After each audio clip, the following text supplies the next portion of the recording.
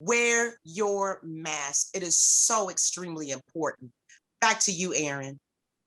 Thanks, Kimberly. Yeah, it is. It's it's troubling whenever you find yourself agreeing with Mitch McConnell. But I'm going to give credit where it's due. The fact that he's reprogrammed his campaign money to, buy ads to say get vaccinated stands in sharp contrast to what Mitch McConnell is doing. Right? I'm sorry, which Andy Barr and Rand Paul are doing. Right? Which is this idea that a mask mandate is unscientific. So we will talk to our guest coming up, Dr. Kavanagh, about that. This what Rand Paul keeps saying is these are anti-science mask mandates, which every study I've seen shows that masks work, right? So and that mask mandates work to bring down infection rates. Is it a panacea? Is it is it going to solve all our problems? Obviously not. Obviously the best thing to do is to get vaccinated. And we got a bunch of kids going back to school. My kids went to school for the first day today, and I was very glad that Andy Barr put in place the mask mandate. I mean, they were Fayette County schools, so they were going to do it anyway. But a whole lot of schools were not, right? So it was like 2/3 of school districts had decided they were gonna, I think, take a pass on mandating it, right? Because it is, there's a political price to pay. There are these folks like Rand Paul and his followers, the folks that Andy Barr is trying to rile up with his social media posts, that see masks as some sort of freedom issue, right? But like freedom of speech, there are limits to freedom of speech. You can't yell fire in a crowded movie theater, right? So your freedom stops where it impinges on public safety. And there's no better example of that than a mask. And so give me a break, folks. Wearing a mask that's going to like ruin your child's school experience. My second grader is just fine wearing a mask. Like she wears it for everything at this point. She's gone through so much of this. She's just doesn't care. She's more than happy to wear it. So I don't know. It seems to be the parents more than the students that are highly concerned. The students are just excited to be back at school with their friends, not at home. They will do whatever it takes to have a normal school year, whatever normal means these days. Have you guys also? Oh, Kimberly is muted. Somebody muted me. Okay. Lambda. Have you heard about Lambda? And also, I read last night the other variant called Delta Plus. Can you guys believe it? Can you believe it? I heard Delta Plus, but Lambda. I think they're gonna work their way through the the Greek alphabet. Right? It will work its way through. Well, and also, I hope that we can talk even more so on how we get variants, because I know that we have a mass confusion. And from what I'm reading on social media, many people did not pay attention during science class and understand how variants are formed and how such things happen. But Ken, what were you saying? I was just saying that they're using Lambda and Delta, and they're using the different names because of the racism. Like by naming a thing a China virus or India virus, it takes away. It could be considered racist. Like the Spanish flu was named after people in Spain because they actually took credit for because they said it was a thing. Whereas here in America, when the Spanish flu came out, America denied the fact that it even existed. So therefore it was named the Spanish flu versus. So it's just a way to take. Actually, I feel like we actually that may be not necessarily the truth. So maybe when our guest comes on, he can speak a little bit more on that, because I know I saw him waving his hands. Yeah. Right. So you all take we love you, Ken, but we're going to take that with a grain of salt.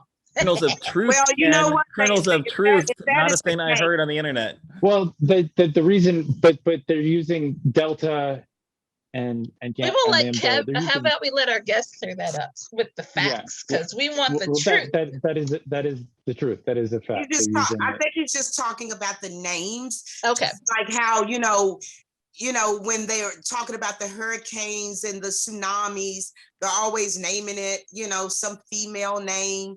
And then just recently they started naming, I think a couple of them, a male oriented name. Yeah, they have a whole list. But there is Delta, and then there is Delta Plus, and there is Lambda that is over in South America. And I was looking at all this stuff last night. So yes, let's talk to the doctor. Right. Obviously the problem of, people not wearing masks, people not getting vaccinated is that, the Delta variant is burning through all the virgin, forest, right? It is like absolutely laying waste to all these folks who've, some who've had it already, but, folks who certainly haven't been vaccinated are very open to it. And as it spreads, it mutates. And that's why we will see other variants. And those, right now, the variants, the current situation is that they respond all right to the vaccine, right? It keeps you out of the hospital. But it's certainly, the more there's mutation, the more reproduction, the more likely we are to hit upon a variant that, makes this even worse, right? And then you got to go back to the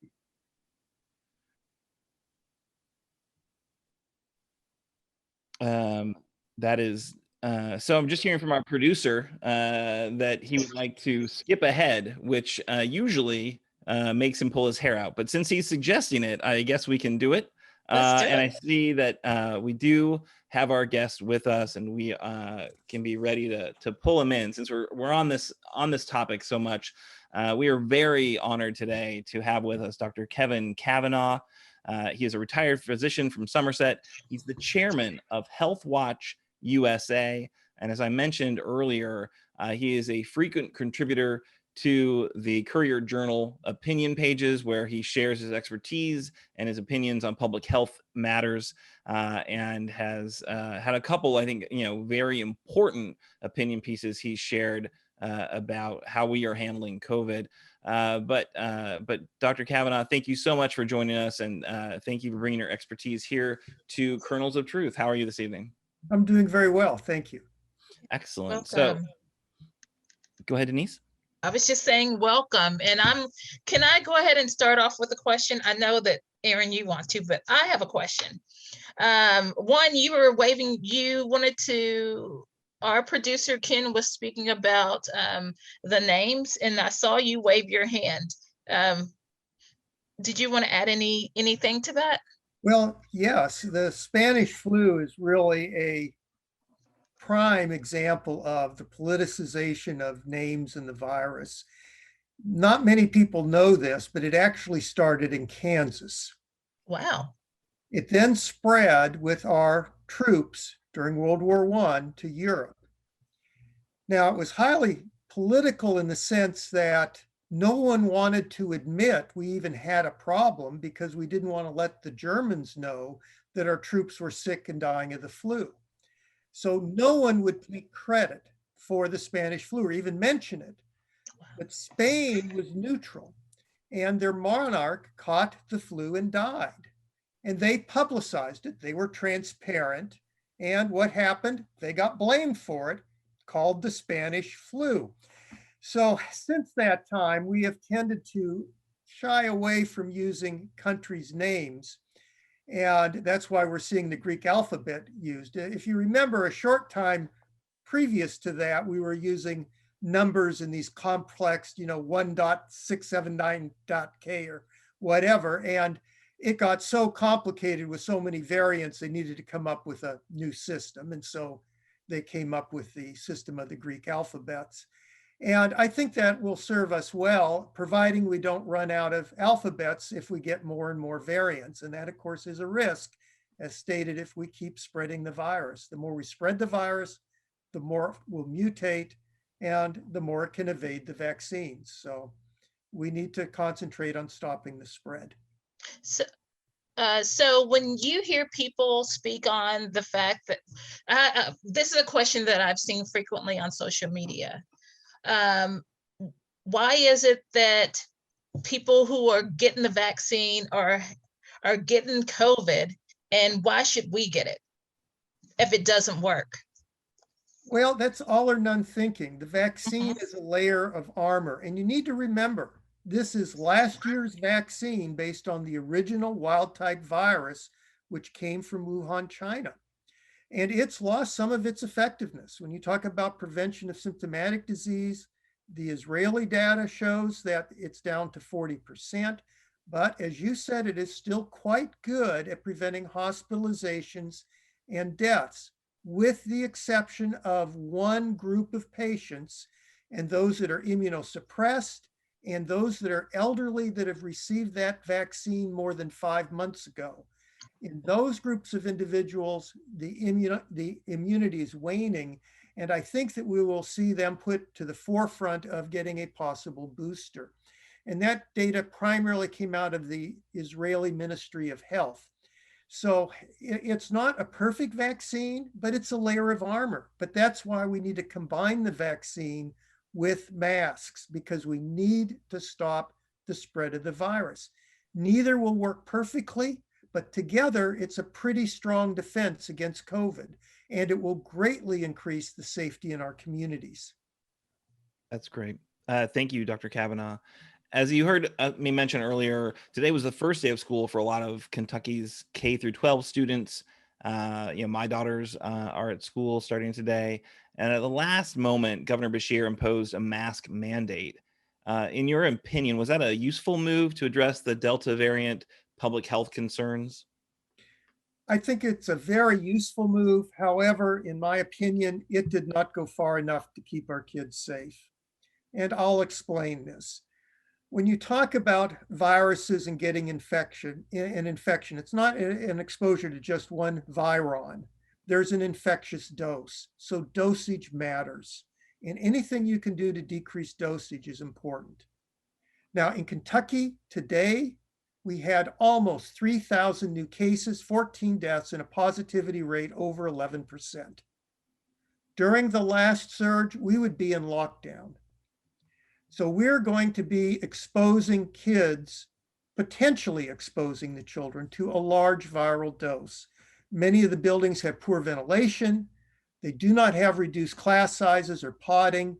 They're not being tested, for example, twice a week. Germany, twice a week, medical grade masks.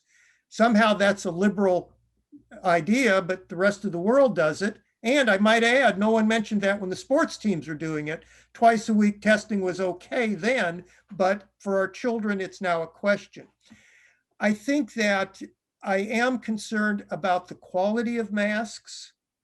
A lot of the data you hear and the reassurances are based on the wild type virus.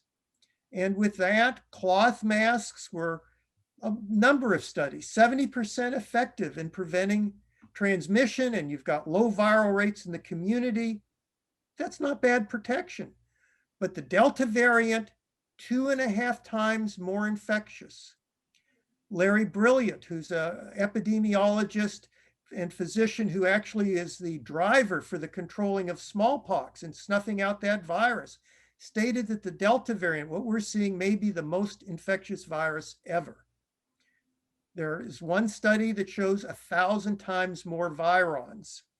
So to think that a cloth mask now that was 70% effective with the wild variant in a viral situation where the virus itself is 2.5 times more infective, in a community where the rates are going out the roof with a positivity rate of over 11%, to me, that's not adequate protection. You need lots more.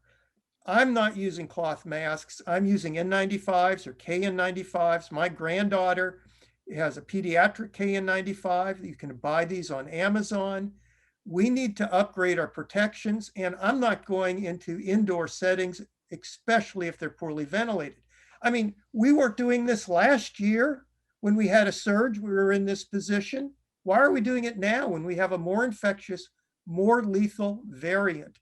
So we need to do testing. We need to upgrade our masking. And I know what Rand Paul said really upset a lot of people, but there was a grain of truth, and that is we need to up our advisements on prevention.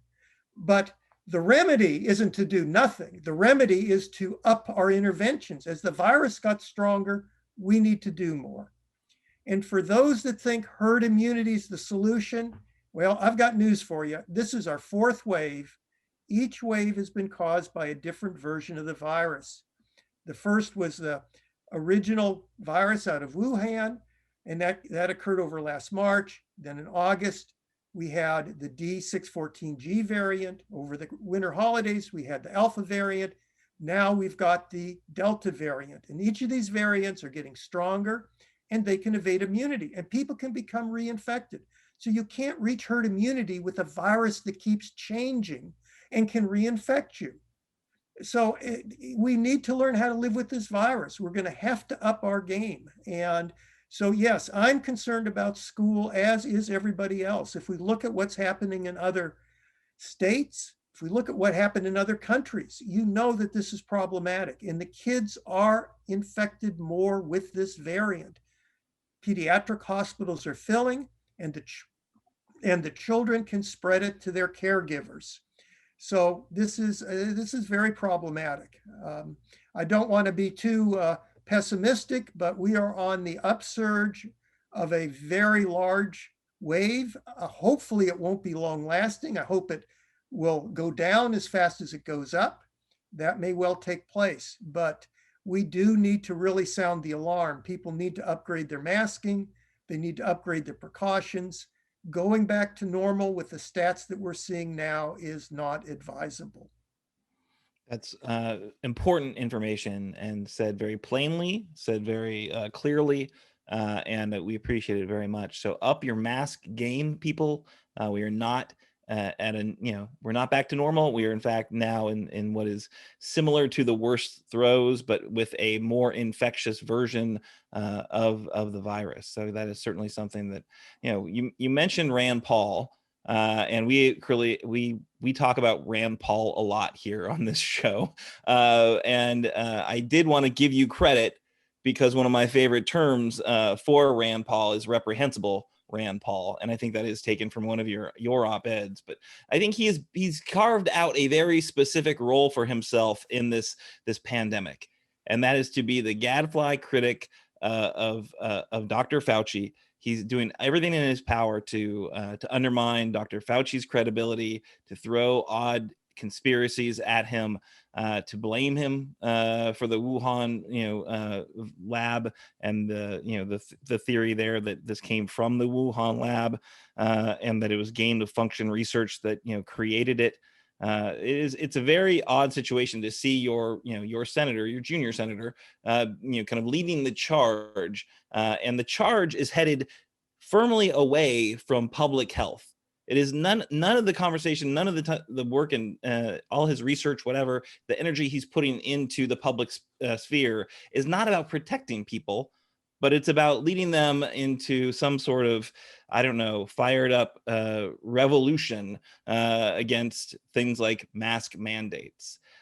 So it to me, watching him urge his supporters to ignore public health guidelines does not sound ethical. It does not seem like sound medical advice. Yet here he is, and one of the reasons he's able to lead this charge is the credibility he has, because he is Dr. Rand Paul, MD, currently has a license here in Kentucky. I don't know, you don't have to call him reprehensible again, but do you think this is ethical and sound medical advice that he's giving out to the public right now? Well, I think, as I said, his remedies are questionable. When he pushes the CDC and points out that, hey, maybe cloth masks aren't going to be the safest with the Delta variant, that has some validity. But then we need to encourage people to mask up, not go the opposite direction.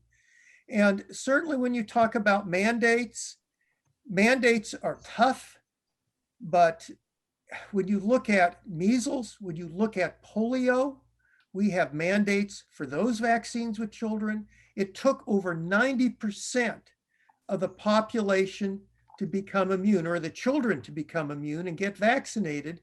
before we controlled those viral epidemics. And so we're a long ways from that. And if we don't control this, it's not going to go away. So yes, I feel mandates have a place.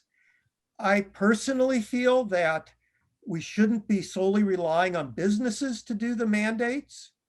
But I also feel that we need to mandate healthcare workers, especially state workers, to get vaccinated, to wear masks. They need to do both. I realize they may quit, but like with the air traffic controllers, you could call up the National Guard or get those slots filled.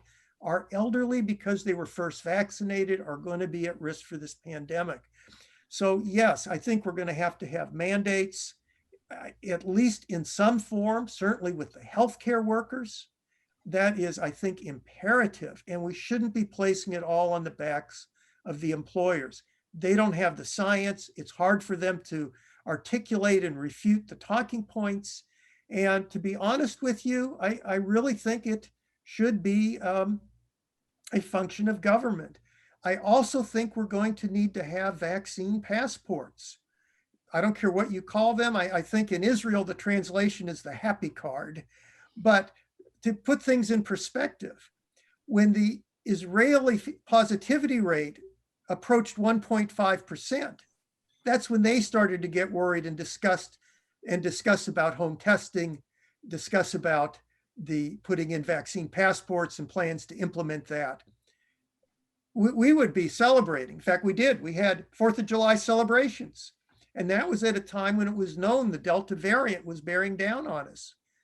Very, very poor planning. And all of this will start the surge. And if you notice on our upswings of surge, it started early in July. I'm not saying there's a cause and effect there, but we're not out of this pandemic. And after the end of this surge, we still won't be out of the pandemic because there's other viruses and other variants waiting in the wings for our immunity to drop a little. They'll open up to invade. So we really do need to tone down the rhetoric. We need to come together as a nation, because unless we all buy in to these public health measures, we're not going to get out of this.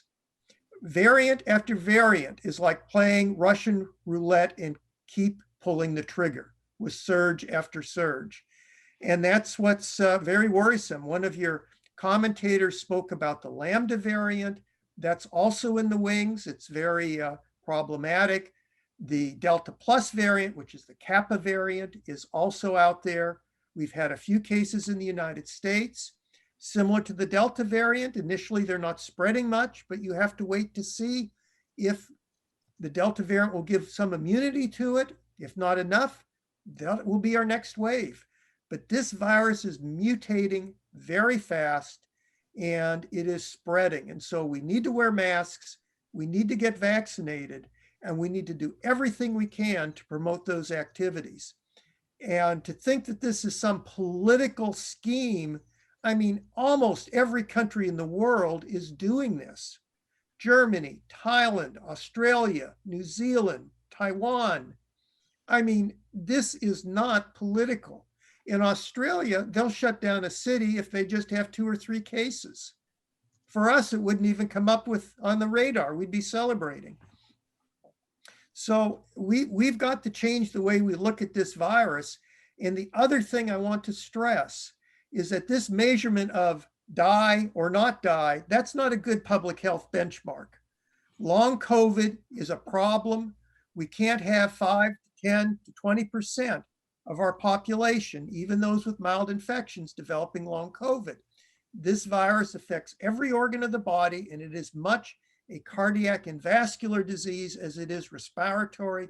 And in some people, and in fact in many, it's affecting vasculature and heart, which is oftentimes asymptomatic for many years.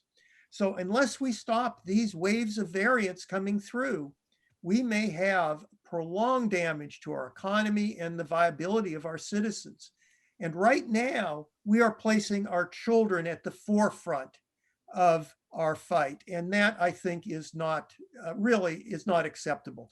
Even if you disagree with the theories I have said and say that's a bunch of baloney, well, are you going to prove it with our children? Are you going to use them as guinea pigs? It really makes no sense. So I am very worried at this point about opening up schools.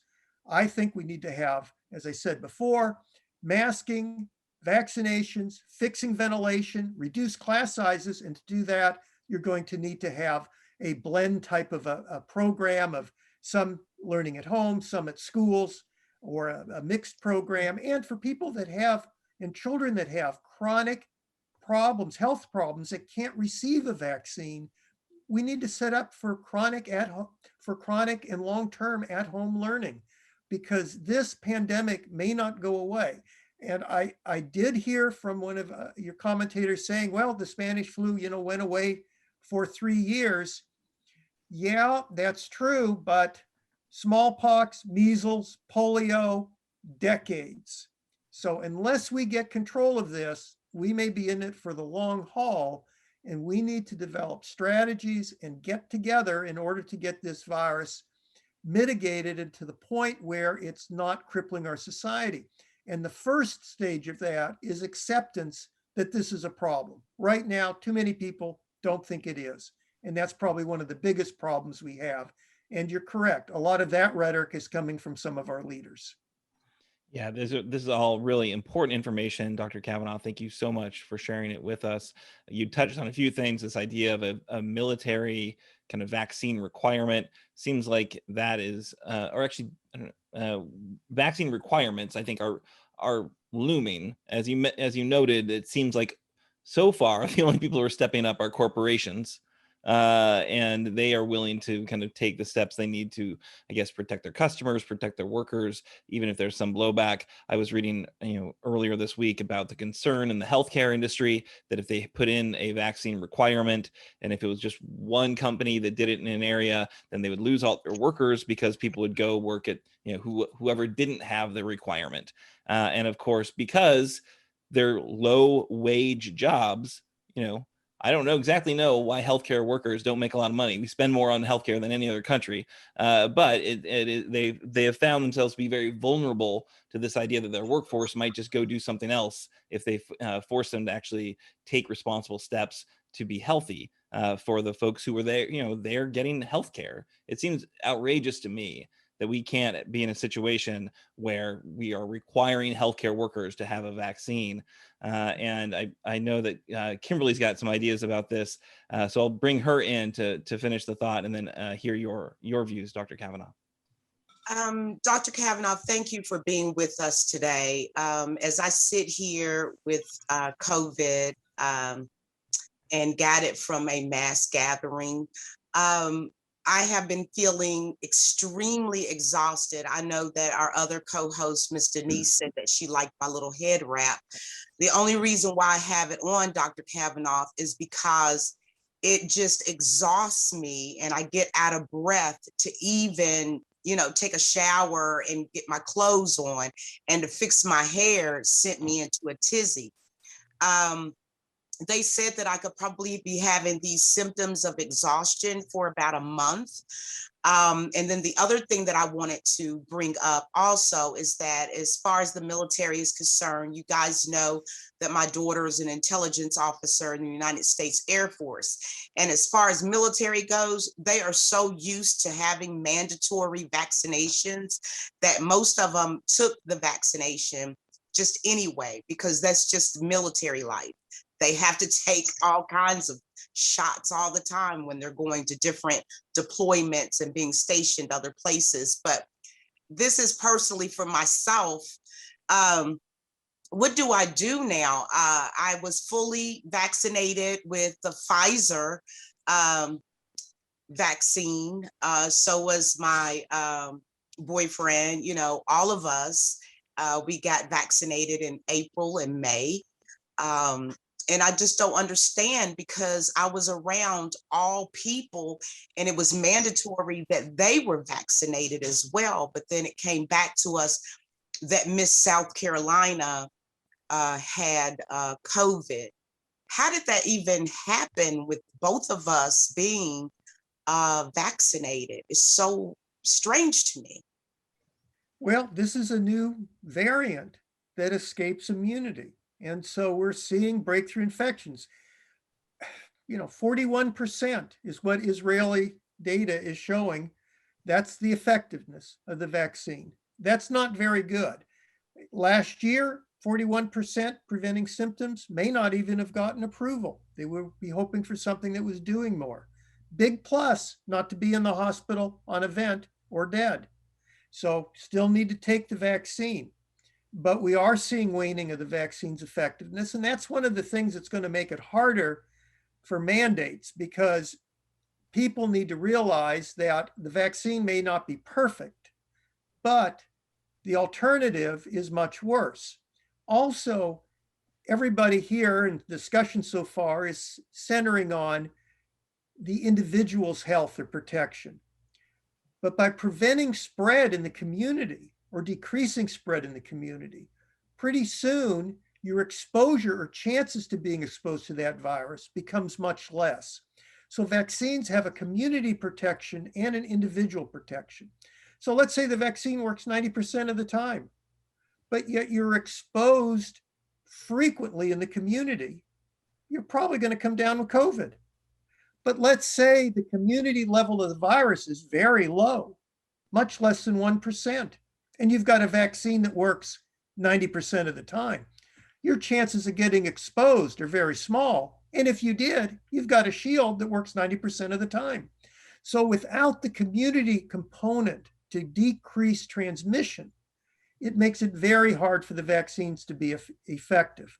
Then you combine that with, this is last year's vaccine. I mean, look, if we were in another flu season and you just got last year's flu shot and it didn't work, you didn't get this year's flu shot, it wouldn't be much of a surprise that your symptoms are better, but you still got sick.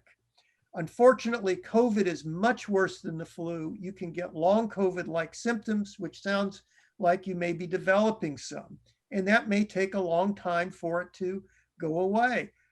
Be honest with you, we're still learning about long COVID. Probably U of L or UK has some professors that are really specializing in it and are up to date and have their patients in more data. And if your symptoms linger, I would certainly consult them to get some further advice on what to do. So it's a very tough situation, but that's one of the reasons why we need to quit spreading around this virus. And if you are vaccinated, you should also wear a mask, because when they talk about, well, you won't get severely sick, the definition of severely is you're not hospitalized. And with COVID, you've got to be in critical condition to get in a hospital. So people get, in my definition, still very sick with this, even if they're vaccinated. But big plus, you're not in critical condition, you're not an event, you didn't die. And that's what we're seeing with the vaccines. The one carve out is very important. If you're immunosuppressed, you have an organ transplant, or if you're greater than 60 years of age, more than 5 months since vaccination, the Israeli Ministry of Health data also shows that that group is high risk. This is all such important information. Thank you so much, Dr. Kavanagh. And I think we know that this is a critical moment in our nation as we deal with this pandemic. It's terribly unfortunate that we have seen this, this issue politicized, just like everything seems to be politicized these days. It's got to be my team versus your team. And there's, liberals care about COVID vaccinations, liberals wear masks. It's a very odd thing because the virus doesn't care about your voting pattern. And, as I'm scrolling through Facebook, I see people who are proudly not vaccinated, and are proclaiming that because they don't want to live, they're not going to live in fear. But I don't know, I guess they've never been intubated, or no one that they've loved has been intubated, because it seems like that's a scary concept. And if we can take steps to protect ourselves, protect the ones we love, avoid, that situation, why in the heck wouldn't we? But I don't. And I think that that's, very disturbing, because we're going to have to come together. And I think that our politicians need to tone down the rhetoric. I really wish that people can come to more of an agreement with Rand Paul as far as some of his premises, but say that, look, we need a different remediation. Yes, we need to do more, but this Delta variant, we need to get everybody on board, because 50% is not enough. We need to get everybody. And that means you may need to have mandates. And certainly with your children, we shouldn't be putting them on the front lines. That to me is the saddest thing. I am very worried about my granddaughter. I don't think the schools are doing enough, even in Lexington. I think if you crowd a bunch of kids in a room, you're going to have more chance for spread of pathogens. Again, more kids, more ventilation that you need. We need to make sure the ventilation has been upgraded. We need to upgrade our masks. And personally, I think the school should be providing pediatric, high quality medical grade masks to all of our kids. Germany, the country of Germany, they mandated medical grade masks and N95s. That was their mandate, and twice a week testing. Because I think that there's going to be a real disparity between poor children and the ability to have an adequate mask, one that can really be protective, and the rich child, such as my granddaughter, and I'll put rich in quotation marks, but certainly compared to many, having a pediatric KN95.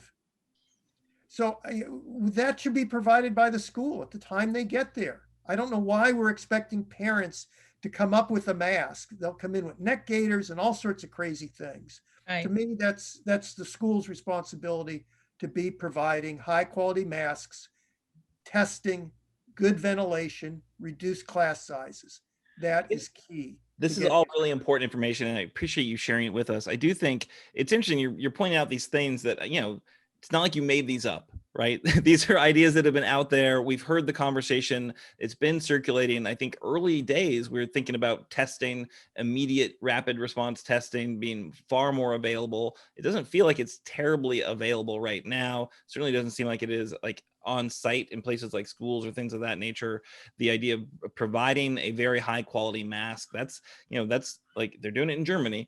And the idea of increasing the amount of air exchange and ventilation, that's all stuff that I think this is not earth-shattering ideas. Don't take this the wrong way, but why are these schools not doing it now? We've had months and months and months to get prepared. There are literally billions of dollars that have been allocated, right? Federal resources through COVID response, lots of money out there for schools to do what they can to help protect the students.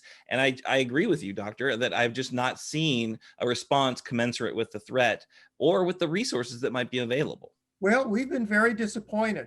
We were disappointed with last year's administration, and we are concerned with this year's. I mean, aerosolization was pretty well accepted within the scientific communities last July. And it took to early this year for the CDC to recognize it. Very, very long time. And without recognizing aerosolization, you don't have the push for the better masks, the push for the ventilation. And I think that is a problem. And the testing is very problematic. We, in my opinion, I think we've gone backwards with testing from even the last administration. As you know, their feet were held to the fire, testing, getting out test kits. Currently, they're not. You look at England, in areas where there was a Delta outbreak, they had available testing for everybody in those areas twice a week.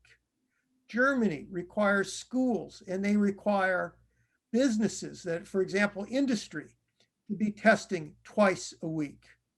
I think some businesses, it's a recommendation. Industry, schools, it's a requirement. Look at China. When they have outbreaks of Delta, they test everybody in the country. So our testing it's just not there. I mean, it is practically absent. We're closing down testing centers. And if you mention it, again, left-wing conspiracy, but wasn't so much a left-wing conspiracy when we were testing college athletes. That was okay to test twice a week. But if we do that with our children, that's, we can't afford to do that. Well, I can tell you, one child in a pediatric ICU is going to take up a tremendous amount of resources, expenses out the roof, and it would pay for a lot of testing, a lot of ventilation systems in our school systems. So we do need to upgrade our buildings, no question about it. It seems like there has been a measure of complacency, and that is incredibly disappointing. As you mentioned, the ICUs, I think what we're seeing now in Louisiana, in Mississippi, in Florida, I think half of the ICU beds are being taken up by COVID patients. The amount of kind of freeboard, what's available in ICUs is rapidly being taken up. So there's just, we're back to this point where we were early on, where there's just not a lot of extra capacity to deal with what is clearly still surging. And you mentioned before, we don't know the duration of the surge. Hopefully it does drop off quickly. It seems like in England, where they had a Delta outbreak, it seemed like it died off fairly quickly. But I don't know what the science says about that, and if that's something we could anticipate here.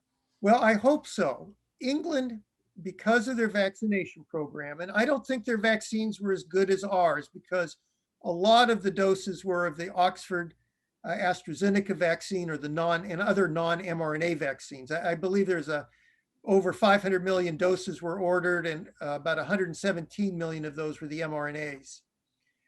So I don't think their vaccines were quite as good as what we have here. But they were estimating, the last thing I read is that some immunity to the coronavirus. And I thought it was interesting, he said coronavirus. They didn't say variant, because remember, it can go away with a new variant. They think it's 90 to 95% of the population. And so that helped. Not sure of that, but they think it helped. But also what helped is that even though they, removed the mask mandates, on a recent poll, 70% of their population was still using a mask. Again, it's not a political issue over there. It's a public health issue. We can't get 70% of the people to wear a mask over here without a mandate. And even then they would come in with an ineffective mask, the least compliant they could be, either a neck gaiter or something that just flops over their ears. It's not going to do any good. So we need to get people to wear serious masks, wear them correctly, and to accept that this virus doesn't care about your political affiliations. And to think that the whole rest of the world is Democratic and not Republican and left-wing is kind of crazy. The majority of the world is following these public health advices. And if we don't do this, we're not going to be competitive as a nation. And I should just add that one of the things that drives me crazy, and there can be some truth in any of these conspiracy theories, but the same people that think that this is a bioweapon from a foreign nation, right, and then it is no more infectious than the flu or the common cold, doesn't make any sense. Why would they make a bioweapon that's just like the common cold? I mean, it's just craziness. That's too much common sense, sir. Yeah. So, we need to really sit down. I don't care how the thing started. I'm not in charge of offense. I'm trying to promote defense and get this virus cleared up in our country. Right now, it's all over the world. We're going to have to get control of people who are coming into this country from any means. I don't care what it is. If you talk to Democrats, they'll say, yes, we need to control airplanes and travelers. You talk to Republicans, well, we need to control the immigrants coming across the border. Well, newsflash, you've got to control everybody if we want to slow down these variants coming into our nation, because we need to ideally come up with a booster that is for our current variant. And if we have a mandatory vaccine, we need to have one that's effective, highly effective for the variant that we currently have. But if we're changing variants every 4 months, that's going to be tough to keep up. We got to let our industry and our technical know-how and manufacturing capabilities catch up with the mutations of this virus. And that means we have to quit spreading it.